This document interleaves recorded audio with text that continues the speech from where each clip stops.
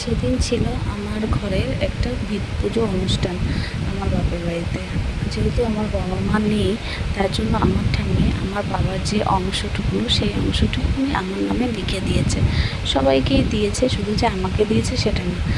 তাই সেখানে আমি একটা ছোট্ট একটা ঘর করছি, তার জন্য ছোট্ট করে একটা ভিত পুজোর অনুষ্ঠান করলাম। তো সেই ভিডিওটা তোমাদের সঙ্গে আমি শেয়ার করলাম। তোমাদের কেমন লাগলো বলো আমাকে।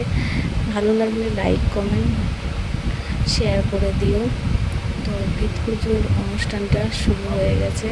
এবার ব্রাহ্মণ আমাকে বলছে আস্তে আস্তে তুমি এই পুজো করো, মাটি দাও ভিত পুজো, তুমি তো মেন। আমার ঠাম্মিও দিল, তারপরে আমার পিসি, এবার সবাই একা একে ভিত পুজোর ফুল টুল জল দিচ্ছে। দেওয়ার পরে লাস্টে আমার কাকা, বড় কাকা, উনিও দিল। যেহেতু ঘরটা উনিই করবে, ওই জন্য ওনাকে দিয়ে লাস্টে দিয়ে মাটি দিয়ে বন্ধ করে দেওয়া হলো।